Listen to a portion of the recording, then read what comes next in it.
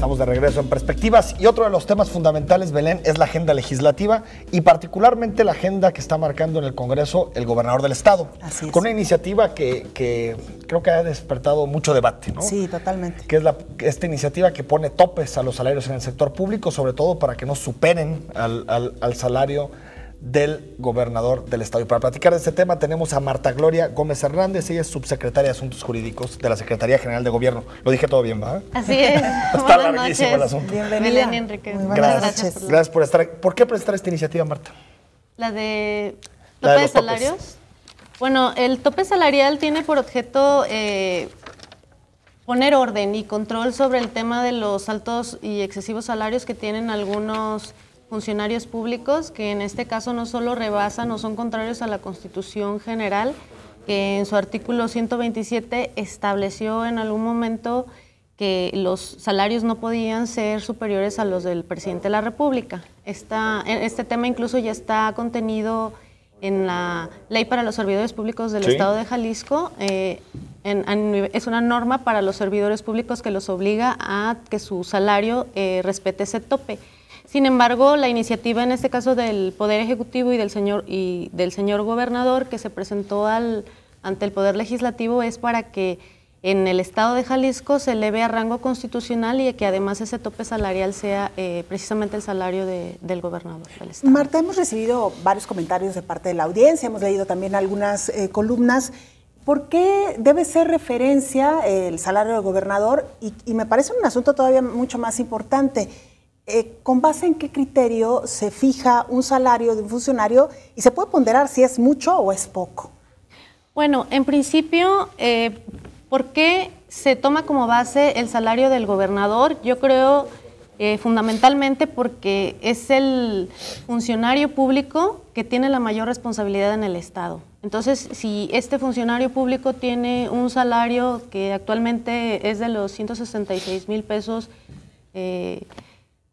brutos, pues entonces debemos decir que si este servidor público, funcionario público, tiene la mayor responsabilidad del Estado, porque no solo representa al Poder Ejecutivo, sino que representa al Estado, entonces de allí partiremos que todas las responsabilidades de los otros funcionarios públicos, díganse magistrados, díganse titulares de los órganos constitucionales autónomos, no tienen esa misma responsabilidad y por lo tanto su salario debe de ser menor. Pero estarás de acuerdo que en un sistema republicano los tres poderes son exactamente iguales, incluso se contrapesan. Es decir, y me uno mucho a la pregunta que decía Belén, ¿por qué necesariamente el Poder Ejecutivo tiene que ponerse como referencia y por encima de los otros dos poderes para determinar estos salarios? Así es como te lo decía, efectivamente el poder público se divide en los tres poderes, en el Poder Ejecutivo, Legislativo y el Judicial, y cada uno de ellos se integra de diferente manera. Pero en el Poder Ejecutivo, como te decía, el gobernador del Estado no solo es el titular del Poder Ejecutivo, sino que representa al Estado. Es decir, en algún momento cuando hay una representación estatal, acude el gobernador con esas facultades. El Poder Legislativo no está integrado por una sola persona, no es unipersonal, se integra por 39 diputados, y el Poder Judicial, a su vez, sí tiene un presidente del Supremo Tribunal de Justicia, pero también está integrado por un sinnúmero de magistrados. Aunque el Congreso sí tiene un presidente temporal, presidente del Congreso, que así digamos es, que encabeza institucionalmente. pero no tiene toda la responsabilidad, es una representación nada más para ciertos actos. Sí. Y no tiene toda la responsabilidad como la que en el caso tiene un gobernador, ¿no? Marta, ¿qué otros candados o qué otras pinzas se han cerrado para evitar la discrecionalidad? Porque si bien es verdad que se ha avanzado en el tema de los topes salariales, también es verdad que todavía sigue habiendo algo de discrecionalidad o algunos famosos bonos que se conocían y que entonces, digamos que de alguna manera incrementaban las percepciones de los funcionarios. Sí, así es. Esta iniciativa precisamente plantea eso, que en principio elevar a rango constitucional esta medida para que ya no pueda ningún salario de ningún funcionario público exceder del salario que actualmente le corresponde al gobernador del Estado, y partiendo de esa base, todos los titulares de los poderes públicos, de los organismos constitucionales garantes, deberán adecuar esta norma, y además estarán excluidos de este supuesto, no se podrán otorgar bonos, no se podrán... Tope es tope. Tope es tope, así es. Este es el límite y esa, pues la propuesta, no nada más poner un tope, sino también poder controlar a aquellos organismos que bajo la premisa de que se consideran o que son constitucionalmente autónomos, pues arbitrariamente se han fijado sus salarios excesivos, ¿no? Y también se incluyen tabuladores, por ejemplo, en el caso que decías, un órgano autónomo que es el Instituto Electoral y Participación Ciudadana, su tabulador está vinculado o está referenciado con salarios de magistrados. Es decir, ¿se toca ese tema y se resuelve ese problema? Sí, ya esta iniciativa plantea que finalmente ya no tendrán que ser en el mismo rango de los magistrados, okay, sino se tendrá que establecer un salario diferente. Y en ese sentido también se establece que, como corresponde al Congreso del Estado, la facultad de determinar el gasto público, el presupuesto de egresos que en su oportunidad se apruebe por el legislativo, tendrá que contener el tabulador específico en el que se fijen todos los salarios y precisamente partiendo de esto ya no lo podrán modificar. ¿Este tabulador viene en la ley o en el presupuesto de egresos? En el presupuesto de egresos. Okay. Marta, ¿cómo van a resolver el tema de la retroactividad? Porque no se le puede bajar el salario a quienes ya ganan actualmente más que el gobernador. Mira, definitivamente es un tema que no se puede resolver más que partiendo del principio que establece la Constitución y que dice en su artículo 14 que ninguna ley se le puede dar efecto retroactivo. ¿Qué sucede entonces? Que las disposiciones que se aprueben entrarán en vigor una vez aprobada y les serán aplicables a los funcionarios una vez que se fije su salario, ¿no? Me refiero a aquellos funcionarios que tienen el ejercicio de su cargo trasciende al periodo de un ejercicio fiscal, por así decirlo. Si estamos hablando de un magistrado que tiene su nombramiento por 10 años, pues todo el tiempo que dure en ese ejercicio de su cargo no se le va a poder aplicar esta reforma retroactivamente hasta que se sustituya al funcionario. Pero tampoco va a haber incrementos, ¿no? Así es, también se está precisando en una de las disposiciones que los salarios que ya sean o que rebasen ese tope ya no se van a poder de esta incrementar. Manera, digamos que se va a tratar como de ir nivelando hasta que llegue un momento en que el gobernador gane más. Justo es el propósito de la iniciativa. Entonces digamos que nadie ganará más que el gobernador más bien a largo plazo, porque ahorita no podrá tener efectos, digamos. Sí podrá tener efectos en aquellos casos que se nombren nuevos funcionarios y en los que ya se encuentran en el ejercicio de su cargo y que trascienda el ejercicio fiscal y que lleve y aún no concluyan hasta que concluyan. Hay un caso, que es interesante, que es el del titular de la Comisión Estatal de Derechos Humanos, que gana más que el presidente de la República, hasta donde tengo entendido. A ese absurdo se ha llegado. ¿Qué pasa con la Comisión Estatal? ¿Cómo se regula esto? Pues se tendrá que acatar en caso de que se apruebe esta iniciativa y que se eleve a rango constitucional este tope salarial, pues se tendrá que cumplir en su momento. Bueno, en el caso del presidente de la Comisión Estatal de Derechos Humanos, su nombramiento trasciende al periodo de un ejercicio. Exacto. Hasta que él concluya su periodo, tendrá que hacer ese ajuste correspondiente. Y también el auditor. Así es. ¿Qué pasa también? Tenemos independientemente del tope que está considerado ahorita o de la propuesta de la iniciativa, también tenemos un tope que es la propia Constitución General de la República, que el tope es el sueldo del presidente. Entonces también en este momento ya pueden ajustarse a ese tope porque ya está vigente, incluso encontraba vigente desde que los nombraron. ¿Por qué no se hizo una adecuación de este tipo antes? ¿Por qué se permitió que llegáramos a estos niveles de salarios como los que ya mencionabas, Enrique? Y bueno, ¿cómo ha caído esta ya ahora disposición obligatoria entre los funcionarios? Porque la norma inicialmente lo que estaba, o parte de la reforma constitucional que en su momento se realizó, el 127 constitucional, que fijaba como tope el salario del presidente de la República. Y en ese sentido se instruyó a las legislaturas de los estados a hacer las adecuaciones correspondientes. En el caso de Jalisco, esa adecuación se hizo a nivel legal, como les había mencionado, en la Ley para los Servidores Públicos del Estado de Jalisco, y se estableció que el tope iba a ser justamente el que se establecía en el artículo 127 constitucional. No se elevó a rango constitucional en el Estado, ni se pusieron más bases para determinar cómo se deberían fijar o no los salarios. Entonces, en base a ello, y como les decía antes, que los entes públicos que son constitucionalmente autónomos en base a ellos, esos pudieron fijarse sus salarios en esos términos, ¿no? ¿Y cómo cayó la disposición? La bomba. La iniciativa, sí. Ahora, pues, al final de cuentas, pues a nadie le gusta gastar menos, y menos cuando considera que trabaja mucho, ¿no? Pero pues finalmente se tendrá que ajustar a esos términos. Si en algún momento, cuando ya se apruebe esta iniciativa, que esperemos que así sea, pues se tendrá que respetar. Lo que sí estamos previendo es ya en legislación establecer que también puede hacer causa de sanción cuando no se respeten estas disposiciones, ¿no? ¿Hubo un diálogo previo con Poder Judicial, con Poder Legislativo, con órganos autónomos? Tengo entendido que no. Al final de cuentas se formuló la iniciativa por instrucción del señor gobernador y en base también a una sugerencia que partió del Comité Técnico para la Evaluación Salarial. Vamos a un corte, seguimos platicando esta noche con Marta Gloria Gómez Hernández de la Secretaría General de Gobierno.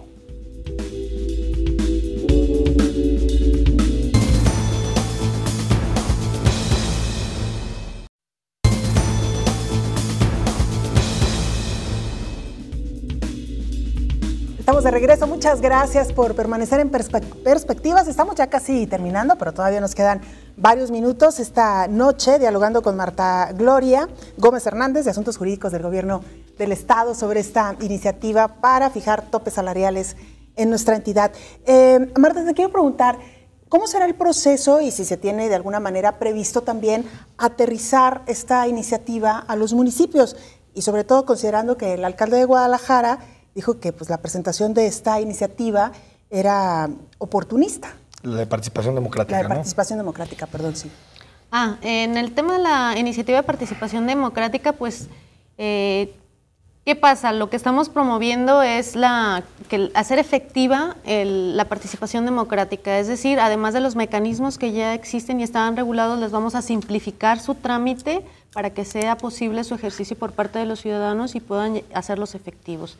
E incluyendo otras figuras novedosas como el tema de la revocación del mandato, la ratificación constitucional, la consulta cívica, el presupuesto participativo, el cabildo abierto y las juntas municipales. Es básicamente lo que se pretende es que los ciudadanos puedan participar en los asuntos públicos y en las decisiones de gobierno. Hay en este momento en el Congreso, bueno, 3 iniciativas sobre participación democrática. Una la presentó Astuley y fue respaldada por algunos diputados, otra por el Partido de Acción Nacional y otra por el Gobierno del Estado. Es decir, son 3 leyes. Al parecer va a haber un solo dictamen de las 3, al parecer esa va a ser la resolución. Sin embargo, hay un tema que por lo menos a mí se me hace interesante que tiene que ver con la revocación de mandato y las 3 incluyen la revocación de mandato. Sin embargo, la Suprema Corte dijo en su momento que la revocación de mandato era inconstitucional, porque el cargo era irrevocable.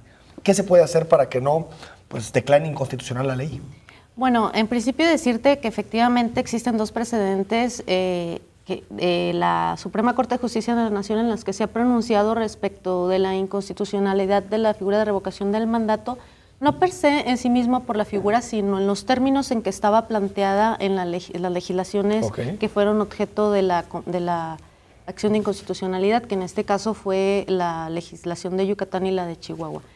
En esos términos lo que se presentaba es la revocación del mandato desde una perspectiva del sistema de responsabilidades de los servidores públicos. Es decir, si ellos incurrían en algún acto susceptible de responsabilidad, los ciudadanos podían votar para que se les fueran retirados del cargo y así ser separados del cargo con anticipación al término del periodo de su ejercicio. En el caso concreto de Jalisco, me atrevo a decir que no le es aplicable estos criterios de la Corte porque el supuesto del que parte para su regulación es totalmente diferente. ¿En qué sentido lo digo? Primero porque la revocación del mandato como tal no está prohibida por la Constitución General de la República. Si bien no está prevista, esto no quiere decir que el preverla en una constitución local implique que sea inconstitucional. Lo que es inconstitucional, por decir de una norma, una ley secundaria o una constitución local, es que sea contrario a la Constitución. En el caso concreto de la iniciativa presentada por el Poder Ejecutivo, no se ubica en ese supuesto porque parte de la base de la democracia. Y la democracia es un principio que está reconocido por la Constitución General de la República, que es ni más ni menos que la libertad del pueblo para decidir su forma de gobierno en todo momento. Pero basado en ese argumento, la Corte ilegalizó 3 referéndums, aunque estaban vinculados al tema de la democracia y la participación. Si recuerdas, el de la reforma energética, otro sobre plurinominales y creo que el de la tercera sobre salario mínimo. 3 referéndums. Es decir, ¿no crees que a pesar de este ideal democrático que hay, la Corte lo puede tumbar? Pues sigue siendo un ideal, a fin de cuentas, la interpretación la dará la Corte, si es el caso que se llega a aprobar, por un lado, esta figura como un mecanismo de participación ciudadana que no hace más que regresarle al pueblo el poder que ya está reconocido constitucionalmente y decir, tú tienes en todo momento la facultad para decidir libremente quién te gobierna y en qué términos. Entonces, reconocérselo en una constitución local a través de un ¿crees que la Corte va a ponderar mecanismo? ese principio? Bueno, pues tendrá que ponderarlo. Digo, yo no me atrevería a pensar que la Corte en algún momento dijera que los ciudadanos o que el pueblo no tiene esa libertad de decidir, ¿no? Lamentablemente. Entonces, pues tenemos que ser más propositivos. La iniciativa que presenta y la propuesta del señor gobernador es regresarle ese poder al pueblo y darle verdaderos mecanismos de participación ciudadana. Si efectivamente en algún momento decidieron por quién los gobernara, también tienen esa facultad de decidir cuando ya no estén conformes con quién los representa. Marta, ¿cómo ha sido el proceso de cabildeo con el Congreso en esta iniciativa de participación democrática? Sabemos que de alguna manera el Congreso pues, no ha querido reconocer, digamos, un interlocutor en esta iniciativa. Bueno, finalmente la iniciativa se presenta por parte del gobernador ante el Congreso del Estado, invitó a varios personajes de la vida pública para que conocieran esta iniciativa previa a su presentación, hizo público las figuras que se modificaban para minimizar los porcentajes y simplificar el procedimiento para acceder a estos instrumentos de participación ciudadana que ahora, en los términos de la iniciativa planteada, que es reforma constitucional, implica que sean se reconocen como de participación democrática. Y en ese proceso, pues al igual que todo, ¿no? Una vez presentada la iniciativa, pues tendrá que ser sometida a un proceso de dictaminación en las comisiones de puntos constitucionales.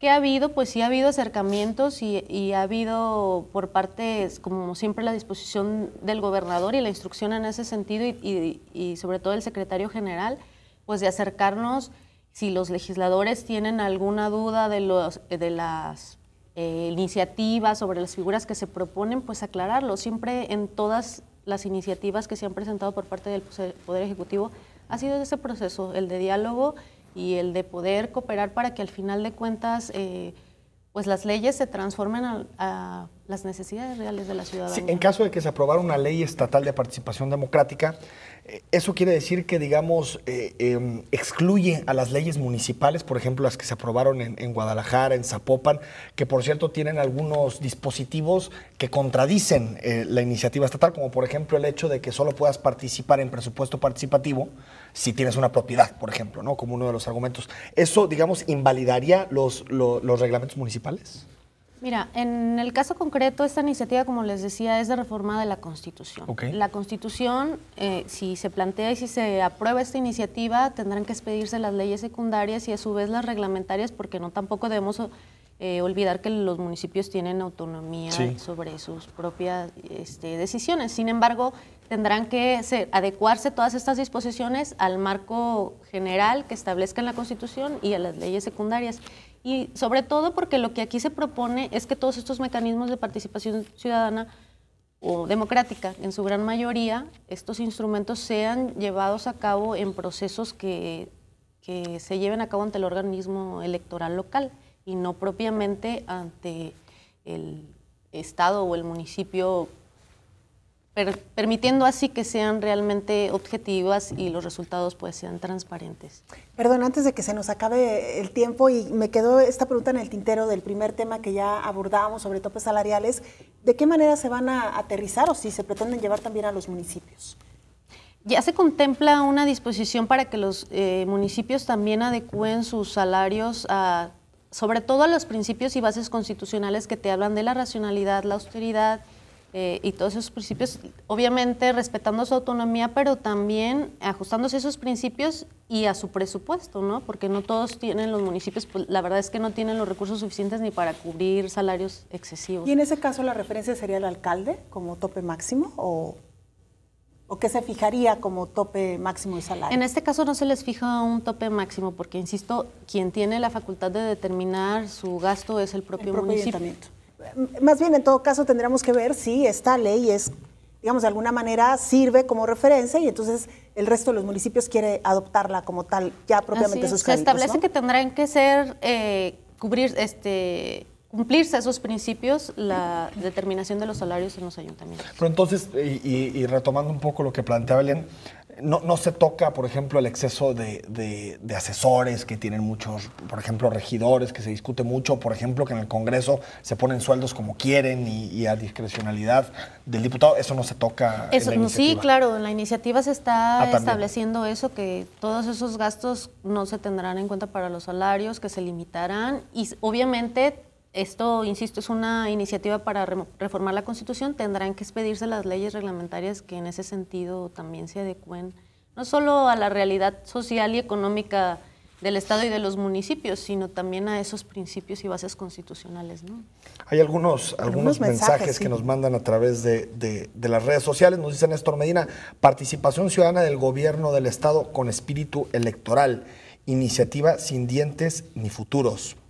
Nos dice también Roche Aguirre: dijo el Papa, no se corrompan ante carruajes y caballos de los nuevos faraones. Así es, y él también nos escribe, dice, ninguna cobertura como la de Azteca. Bueno, cada quien su perspectiva.